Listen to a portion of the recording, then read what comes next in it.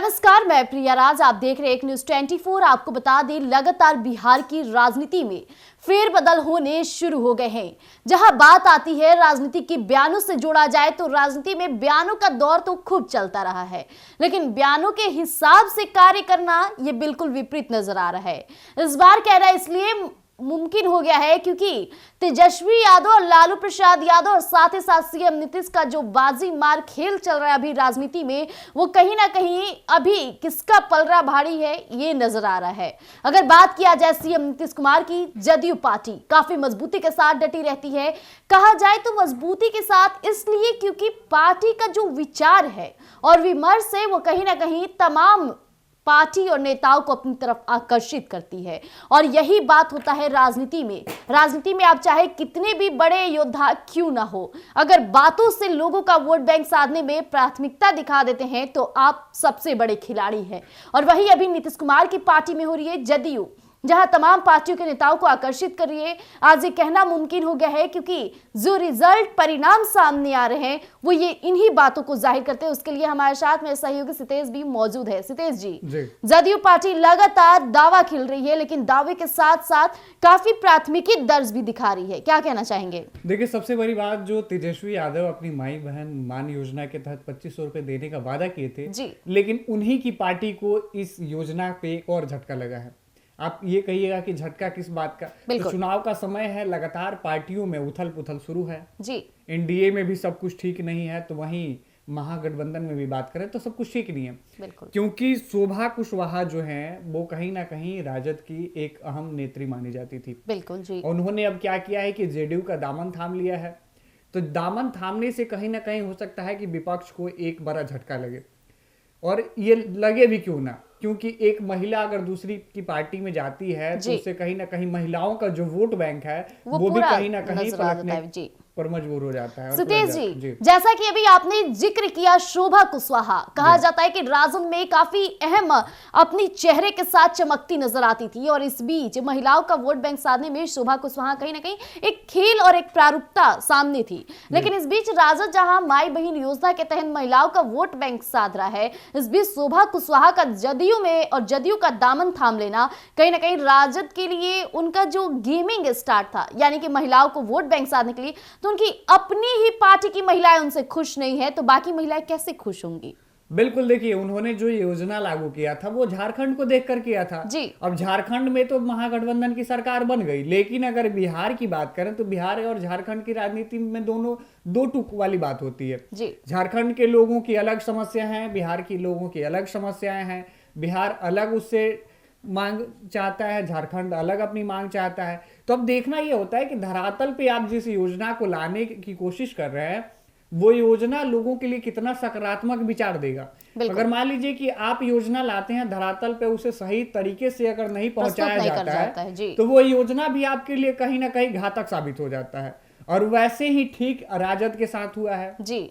राजद के साथ साफ तौर पे नजर आ रहा है कि जहां वो महिलाओं का वोट बैंक साधने की एक पहल जारी किए थे, लेकिन इसी बीच उन्हीं की पार्टी की नेत्री उनका दामन छोड़ देती है, जो कहीं ना कहीं महिलाओं के अंदर एक अब ऐसी गतिविधि होगी कि उनकी पार्टी की जब नेत्री नहीं टिक पाई तो हमारे लिए तेजस्वी यादव या राजद क्या ही कुछ कर लेगा। और हो सकता है कि इसका असर काफी गहरादार होगा, क्योंकि जिस तरह से पार्टी की नेत्री होने के बावजूद वो दामन थाम रही है, और इसी बीच माई बहन योजना को लेकर तेजस्वी यादव लगातार बोलबाला जारी रखे थे। कई क्षेत्रों में घूम घूम कर महिलाओं को वोट बैंक साधने की कोशिश करते, चाहे बात किया जाए औरंगाबाद जिले में वो गए थे, सासाराम में गए थे, उन्होंने काफी मजबूती के साथ इन बातों को कोशिश की कि महिलाएं का दुख समझा जाए। उन्होंने कई लड़कियों से बातचीत की, वहां के समस्याओं का एक एक चीज का निर्वाहन किया, लेकिन इसके बाद भी उन्हीं की पार्टी की शोभा कुशवाहा के जाने से हो सकता है कि ये जो योजना है उनके लिए सबसे बड़ा गहरादार घातक, और जो ऐसा घातक कि घाव की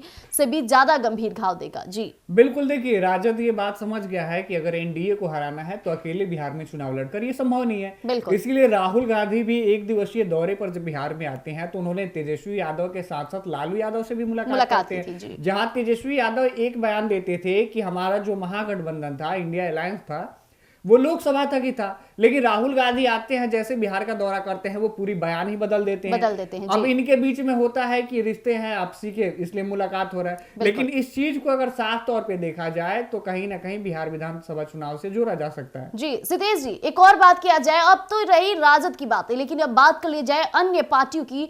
मैं बात करने जा रही हूं जन सुराज पार्टी, जो खुद में बड़ी बातों को सामने रखते हैं, काफी कॉन्फिडेंशियल रहते हैं। जनसुराज के सूत्रधार प्रशांत किशोर जी अपनी पार्टी को लेकर, अपने कार्यकर्ताओं को लेकर काफी ऐसे विचार रखते हैं, मानिए कि उनकी पूरी कमान जनसुराज और प्रशांत किशोर के हाथों में है। कहते हैं ना कि मेरे घर की मुर्गी है तो इसको मैं ही उसको संभालूंगा, लेकिन यहाँ तो विपरीत परिणाम सामने आ रहा है। जी हाँ, आपको बता दें, जनसुराज पार्टी के भी कई कार्यकर्ताओं का झुकाव और मोड़ जदयू की तरफ बढ़ता जा रहा है। जदयू के पार्टी की सोच के साथ उनकी सोच मिलती नजर आ रही है, और कहा जाए तो जदयू में शामिल होने की भी बातें तेज हो रही है। और ये बातें कौन तेज किया है, ये भी हम आपके समक्ष हमारे सहयोगी सितेश जी बताएंगे। सितेश जी, जनता को बताइए कि आखिरकार वो कौन सहयोगी है जो जदयू का दामन थामा, जिसके बाद से प्रशांत किशोर की भी माथे का पसीना होना शुरू हो गया है। देखिए, जहां जनसुराज एक और अभी 100 बाइक के साथ पूरे बिहार का भ्रमण करने में लगा है, लोगों को सदस्यता ग्रहण कराने में लगा है, और बिहार विधानसभा को लेकर अपनी पार्टी की जो एजेंडा है उसको लोगों के बीच में प्रस्तुत करने में लगा है, वहीं उन्हीं के पार्टी के कहा जाए तो भागलपुर के एक दिग्गज चेहरे के रूप में जाने जाने वाले अजय राय अब क्या किए हैं, जेडीयू ज्वाइन कर लिए हैं। और जेडीयू ज्वाइन तक ही नहीं, उन्होंने कई लोगों को सदस्यता भी दिला दी। तो ये सदस्यता जो है वो कहीं ना कहीं जनसुराज के लिए भारी पड़ेगा, क्योंकि जहां जनसुराज एक और अपनी कड़ी को मजबूत करने की कोशिश कर रहा है, तो उन्हीं के लोग अब इस कड़ी को कमजोर करने की कोशिश कर रहे हैं। यानी कि हर पार्टी में टूट नजर आ रही है, चाहे बात किया जाए राजद हो या फिर बात किया जाए जनसुराज हो, लेकिन चेहरे में और चर्चित में जो बना है वो है जदयू पार्टी। अगर कोई पार्टी दूसरे पार्टी को डगमगा कर रख दिया है तो वो पार्टी सबसे अहम मानी जाती है। इसे लेकर क्या कहना चाहेंगे? देखिए, जाहिर सी बात है कि अगर बात करें राष्ट्रीय पार्टी को हटा दिया जाए तो जेडीयू हो गई, आरजेडी हो गई, ये दोनों पार्टियां क्षेत्रीय में बहुत बड़ी पार्टी हैं और बिहार की पूरी समीकरण बदल देने में इनका एक अहम हाथ होता है और हिस्सा होता है।